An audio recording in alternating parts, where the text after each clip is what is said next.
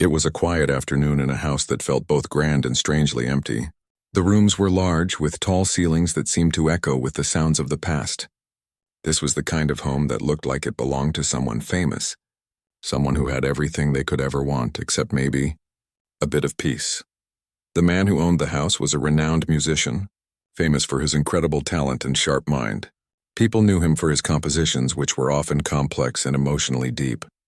He had dedicated his life to music, and it had given him everything: fame, success, and recognition from people all over the world. But despite all of that, he still felt something was missing. In this vast house, surrounded by pianos, paintings, and awards, he had everything he could ask for, but for some reason, it felt lonely. Maybe it was the constant pressure to be perfect, or maybe it was the fact that he had spent so many years focused only on his music, without truly connecting with others. That's when he hired someone new, a young woman who came from a different world entirely. She had no connection to the music industry, no fame, no desire for the spotlight. She was simply looking for a job, a way to support herself. Her name wasn't important to most people. She was a maid in this huge house, someone who cleaned and took care of the daily tasks that made the place run smoothly. She was young, in her early 20s, with a quiet and reserved personality. She didn't talk much to the people in the house, keeping mostly to herself, but there was something about her that caught the musician's attention, even though he hadn't thought much about it at first. She moved with grace and a certain quiet dignity. The way she cleaned, the way she organized everything around her, it was like she was in her own world with a rhythm that seemed to flow naturally. This wasn't just about tidying up. It was as if her every movement had a purpose, a certain pattern. One afternoon, as she was dusting the furniture in the music room, the musician, who had been working on a new piece at the grand piano, decided to take a small break. He was feeling restless and thought it might be fun to test something out. He had always believed that music was the true language of the soul, and he wondered if this young woman who seemed so quiet and mysterious might know something he didn't. He pulled out a sheet of music, one that had been gathering dust in a drawer. It was a complicated piece, something that only the most skilled musicians could play, the kind of piece that made even the most accomplished pianists break a sweat. He placed it on the grand piano and looked at her. "Why don't you try this?" he said, his voice light, almost teasing. She looked at the music sheet, unsure at first. She was a maid, not a professional musician, but she didn't say no. Instead, she walked over to the piano, her movements slow and measured, almost as if she were preparing herself for something. She sat down on the bench and placed her fingers on the keys. For a moment there was silence, just the sound of her fingers hovering over the keys. Then she began to play. At first the music was uncertain. Her fingers stumbled over a few notes, but soon enough she found her rhythm. The piece, with its intricate notes and fast pace, seemed impossible for someone who wasn't trained in classical music. But as she continued, something unexpected happened. The sound that came from the piano was not what he expected. It wasn't just a series of well-played notes. It was something deeper. There was emotion in it, a depth that, to the musician's surprise, moved him. She played on, and he could see her face change. Her expression softened, as if the music was telling her something. Her fingers flowed effortlessly across the keys, and for a moment, it didn't matter that the piece was difficult or complex. What mattered was the feeling behind it, the emotion that was pouring out of the piano into the room and through the air. The musician leaned back in his chair, captivated. He had heard many people play this piece before, some with perfect technique, others with a lot of flair. But none of them played it like she did. This wasn't just a performance.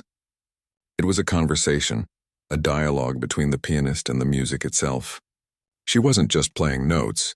She was telling a story, and for the first time in a long while, the musician felt as though the music was speaking directly to him.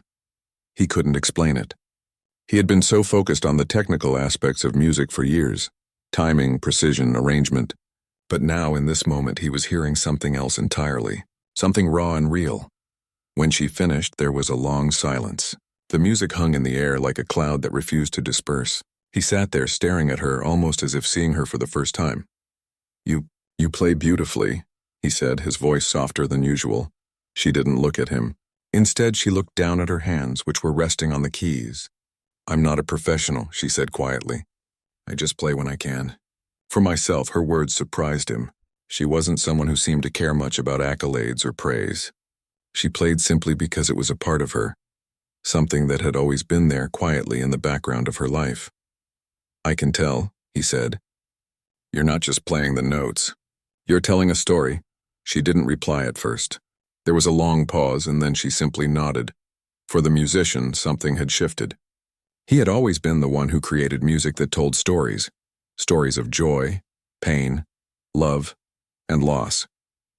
But what he hadn't realized until that moment was that sometimes the most powerful music wasn't created by skill alone. It came from somewhere deeper, something more personal, more lived. She had given him a glimpse of that. "I didn't expect that," he admitted, more to himself than to her. She smiled faintly, still not meeting his gaze. "I didn't either." There was something about her that intrigued him now. She wasn't just a maid or someone who simply cleaned his house. She was someone who had a connection to music in a way he hadn't imagined. And that connection, whatever it was, had brought something fresh into his world. The musician didn't know it then. But that moment, the moment he had casually asked her to play, would change both of their lives in ways they couldn't have expected. The musician couldn't shake the feeling that something had changed in the air after she played. It wasn't just about the flawless notes or the way her fingers had glided across the keys. No, it was something deeper, something intangible. He had been a musician for as long as he could remember, and in all his years of composing and performing, he had never heard a performance quite like the one she had given. He sat in his chair for a while, staring at the empty room, the soft echo of the piano lingering in the corners.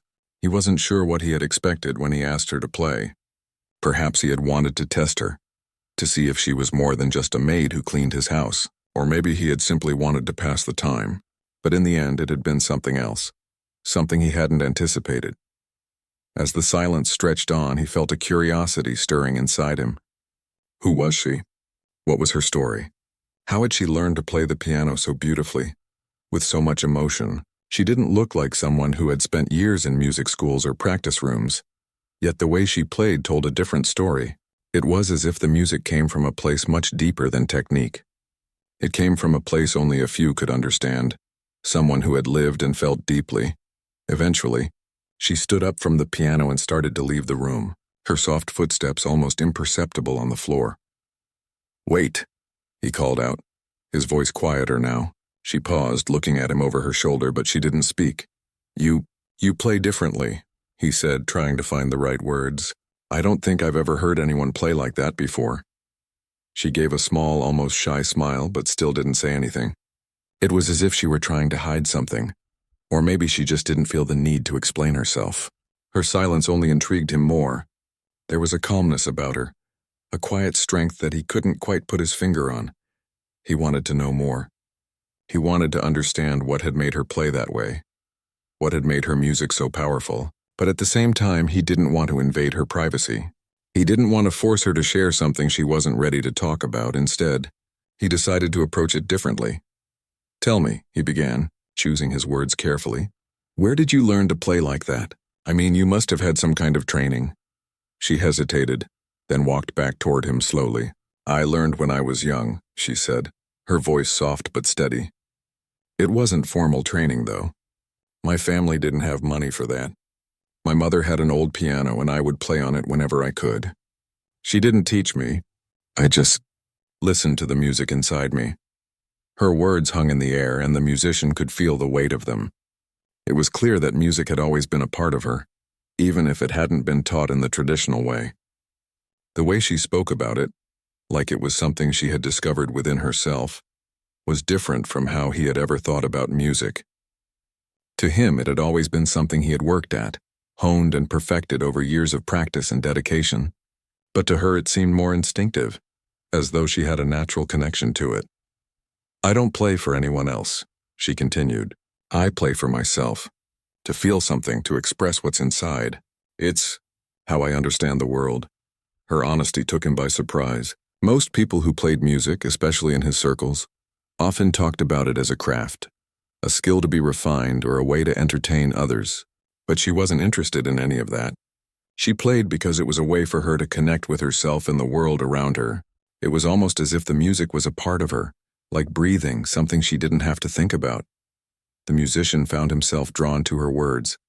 He thought about his own life, how he had spent years chasing recognition and perfection, composing music that was meant to be admired, celebrated, and analyzed.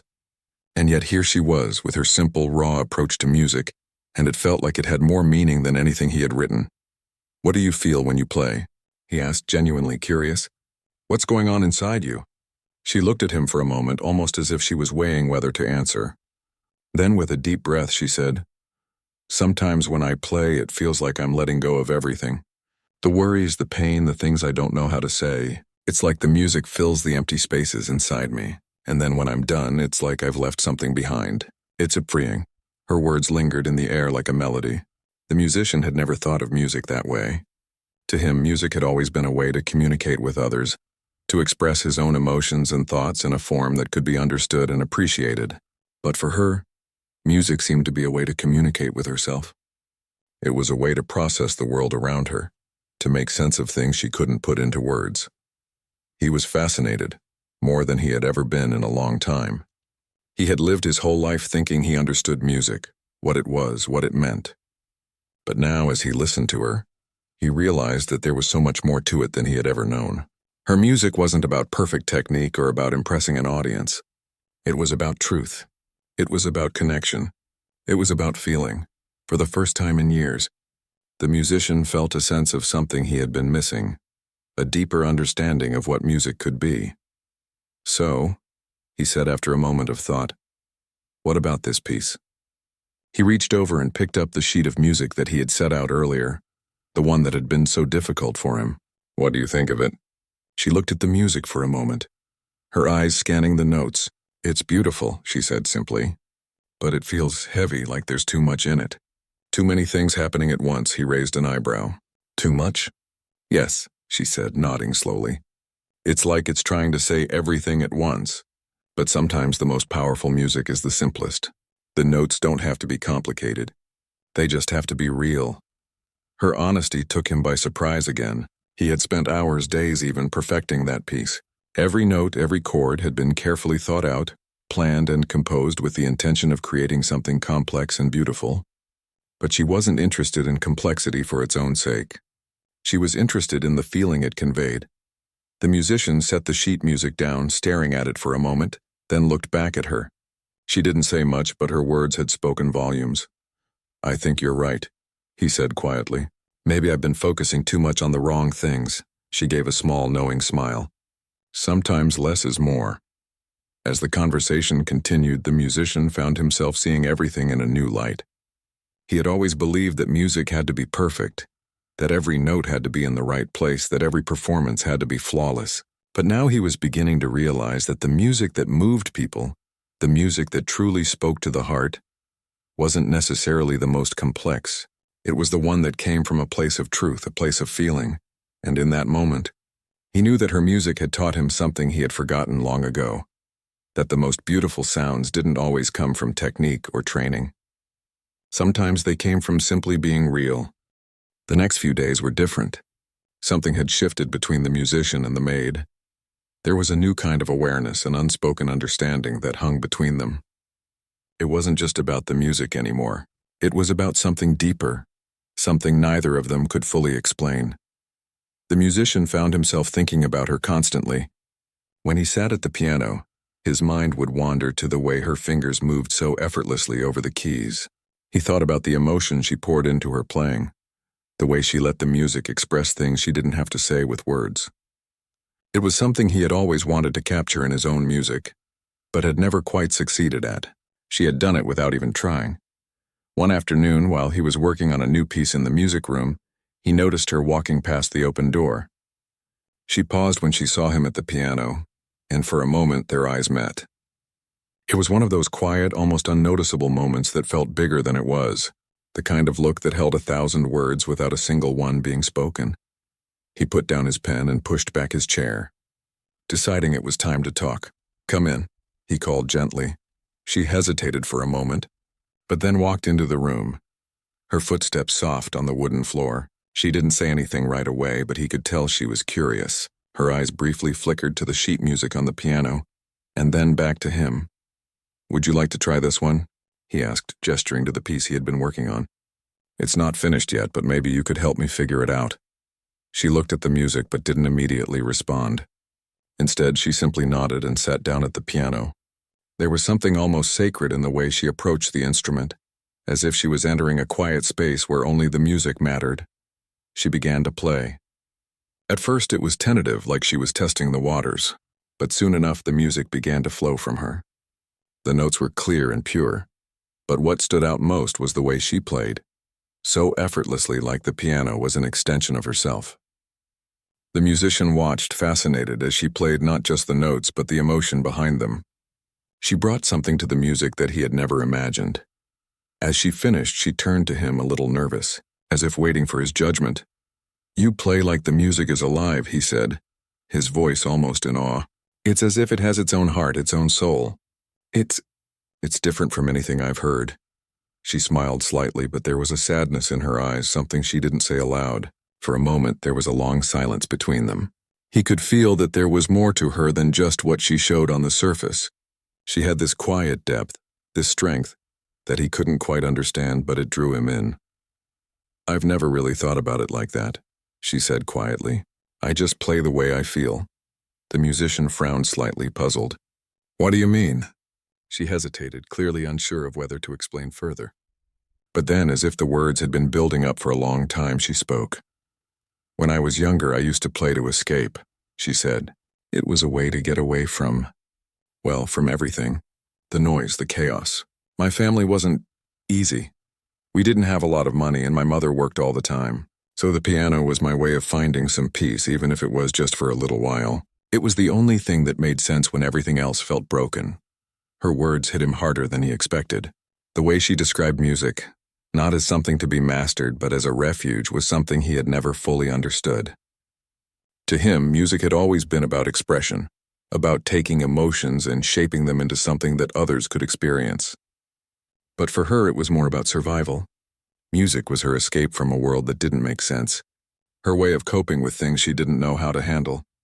He could feel the weight of her story, and it made him realize just how different their worlds were. Here he was, a man who had spent his life in the spotlight, surrounded by recognition and accolades, and here she was, a woman who had found solace in music, not for the applause, but for herself. It made him question everything he had ever known about his craft. "Do you ever think about those times?" he asked softly. She nodded slowly. "Sometimes. I think that's why I don't really play for anyone else. I never wanted music to become something people expected from me. I didn't want it to feel like a performance. I just wanted to keep it for myself." There was a vulnerability in her words that struck him. He realized that she wasn't just a maid in his house. She was someone with her own history, her own struggles, her own journey, and music had been her companion through it all. "I get it now," he said quietly. "I think I've spent too much of my life thinking that music is about others, about what people expect, but maybe I've been missing something. Maybe music is about what it means to you, first and foremost." She smiled, though it was a small smile. "That's what I've always thought." There was another long pause. The musician felt something shift inside him. It was like the music in the room had become a bridge, connecting their two very different lives. He had always been focused on the technical side of music, the notes, the rhythms, the arrangements, but now he was starting to see it in a different way. The music wasn't just about getting it right. It was about making something real, something honest. "I've been struggling with a new piece," he said, looking down at the sheet music in front of him. "I can't seem to get it right. It's supposed to be emotional, but it just feels empty." She turned to look at the music, her brow furrowed slightly. "Maybe it's because you're trying to force it. Music should come from what you feel, not what you think you should feel. If it doesn't feel right, maybe it's because you're not letting it come naturally."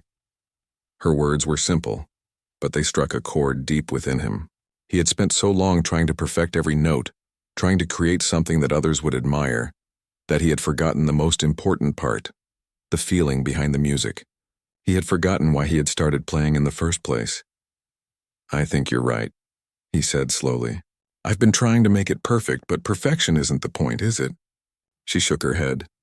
"No, it's about the truth of it. What's inside you? What's inside all of us?" There was a moment of silence, and then he asked, Will you play something else? Maybe something of yours? She hesitated as if unsure whether to play for him again, but then with a small nod she sat back at the piano and began to play. This time it wasn't a complicated piece. It wasn't a grand composition or something meant to impress. It was simple, gentle, a melody that spoke of quiet moments, of things unsaid, of life's small, beautiful truths.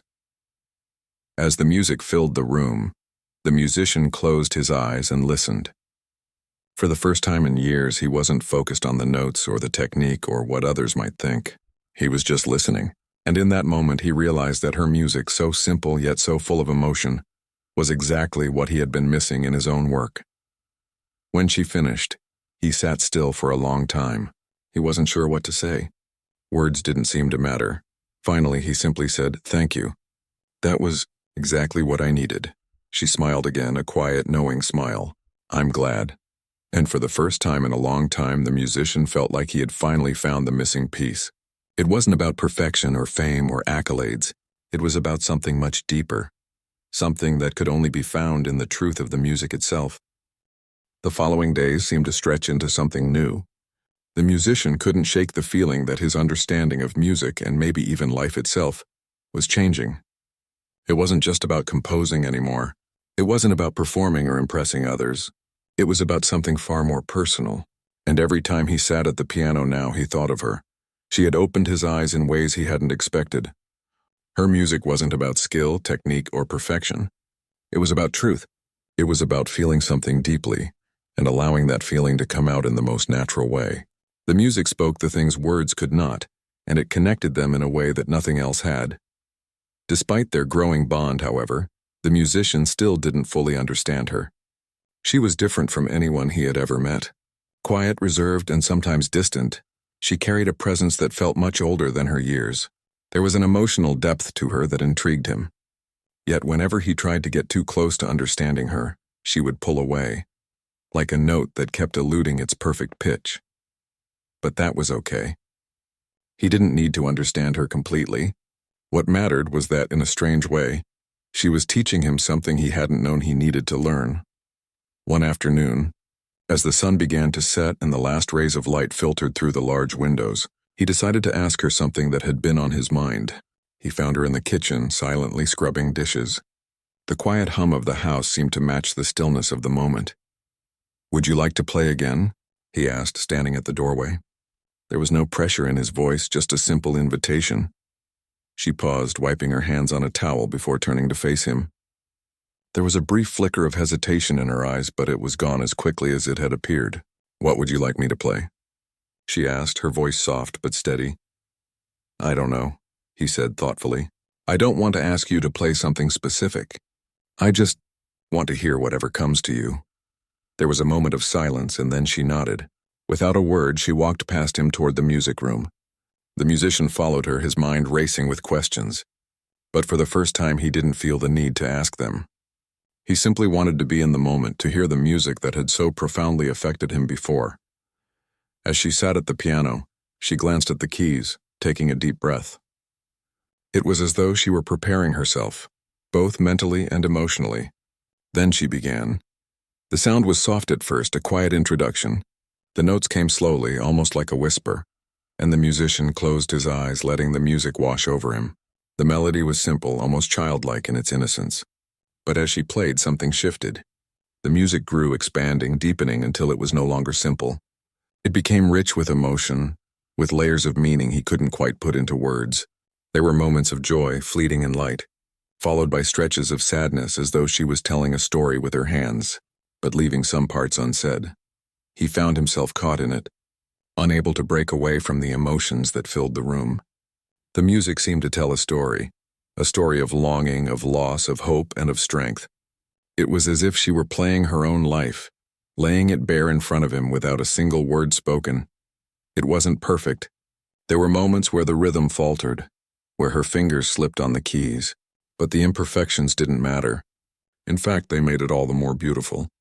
The flaws felt real, like the rough edges of a life well lived.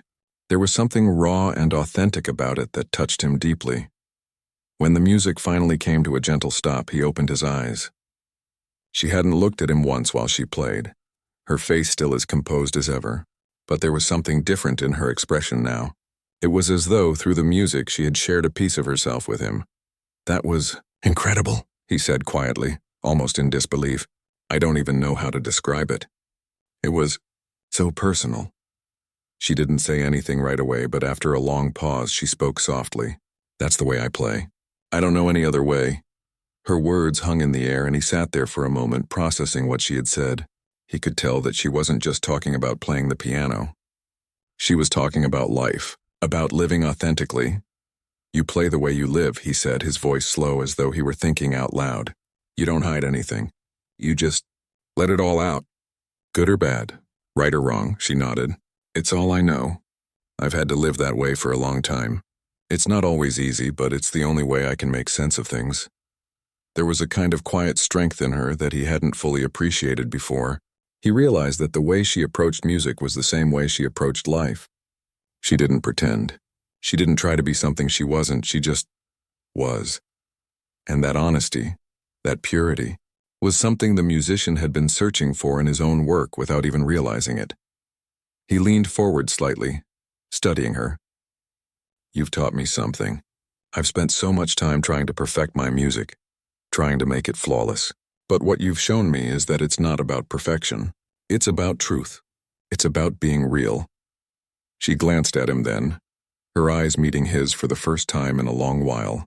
There was something in her gaze, something that spoke of quiet wisdom, as though she had known all along what he was just beginning to understand. "I think we all hide parts of ourselves," she said softly. "I used to hide behind my music. I used to play to escape, but I've learned that it's better to let it all out, even the ugly parts, because that's the only way you can be free." He looked at her, feeling a deep sense of gratitude for the way she had opened his eyes. He realized that his entire career had been based on trying to control the music, trying to perfect it, trying to make it sound exactly the way he wanted it. But now he saw the value in letting go, in allowing the music to come from a place of raw honesty, even if it wasn't perfect. "I'm not sure I know how to do that," he admitted, his voice quieter now. "To just let it go, but I want to learn," she smiled softly. "It takes time, but you'll get there. Just let the music be what it is. Don't force it."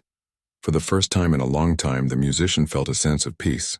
It was like the pressure he had been carrying for so many years had lifted, even if just for a moment. As they sat in the quiet music room, the only sound was the soft ticking of a clock in the corner. For a while, neither of them said anything. It wasn't awkward, though. It was just a moment of understanding, the kind of moment that comes only when two people truly see each other, without masks or pretensions. "I think I'm starting to understand," he said.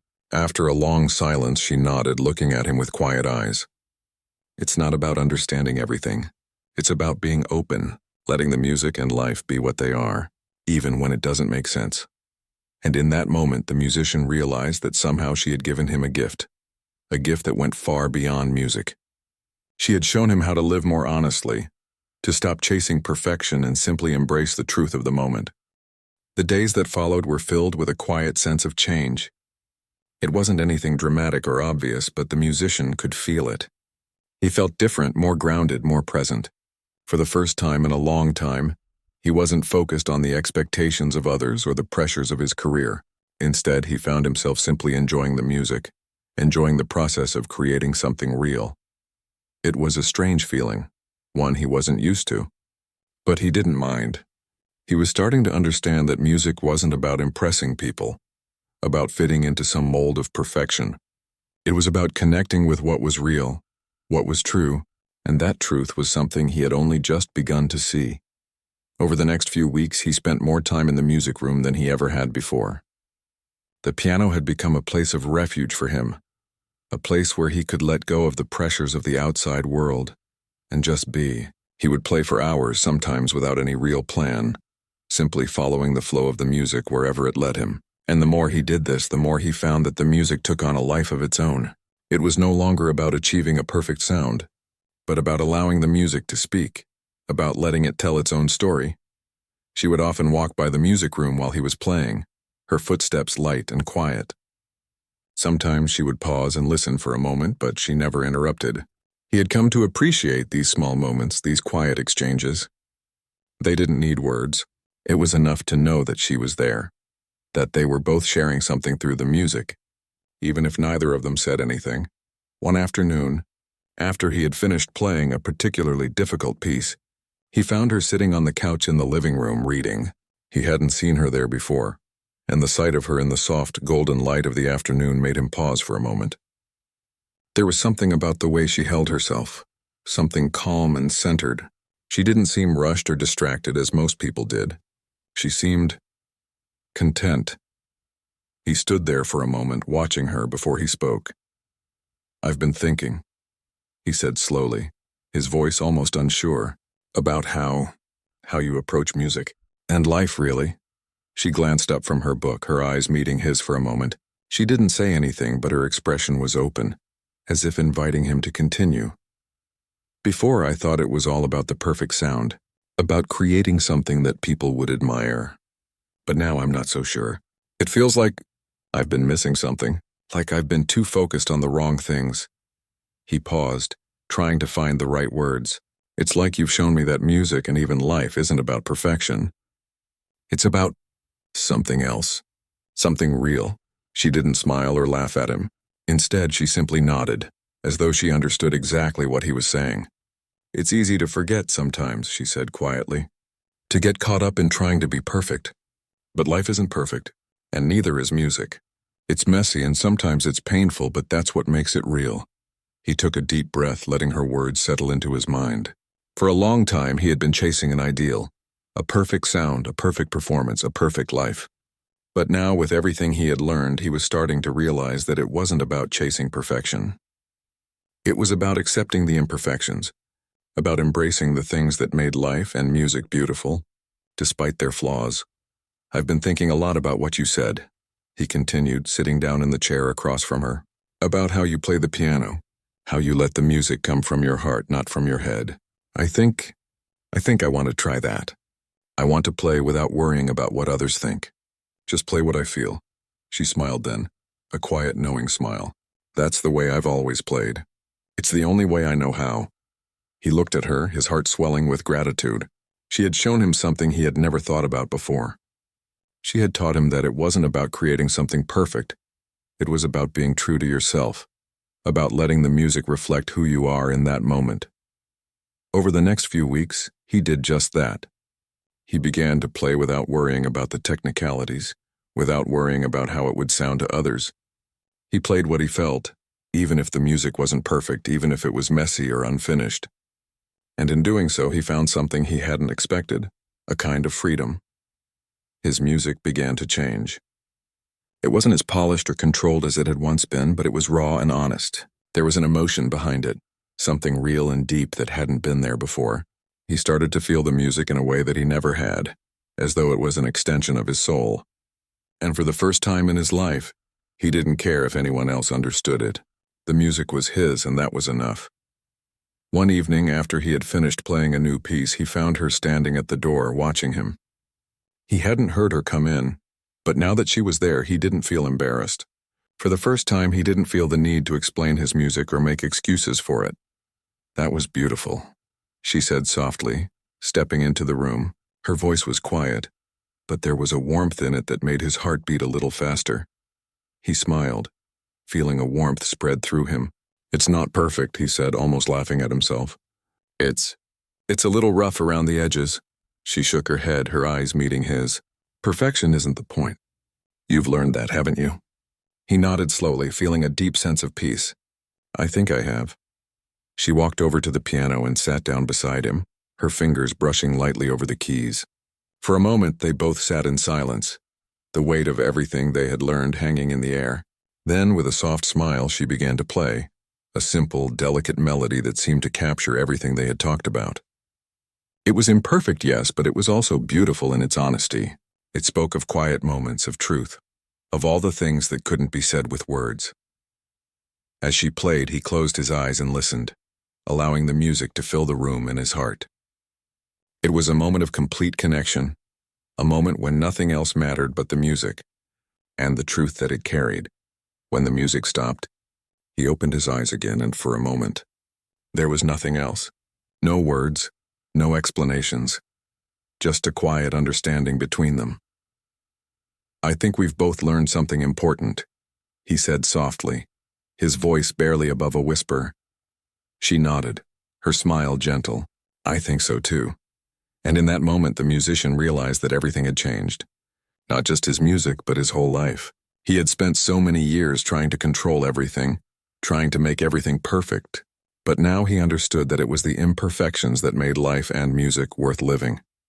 With her, he had learned the beauty of being real, of letting go of the need for approval, and simply allowing himself to be. And for the first time in his life, he was truly free. As they sat there in the quiet of the music room, the soft sounds of the piano still echoing in the air, he knew that this was only the beginning. There was so much more to discover, about music, about life, and about himself. But for now he was content. He had found something far more important than success or fame. He had found the truth in his music, and in that he had found himself.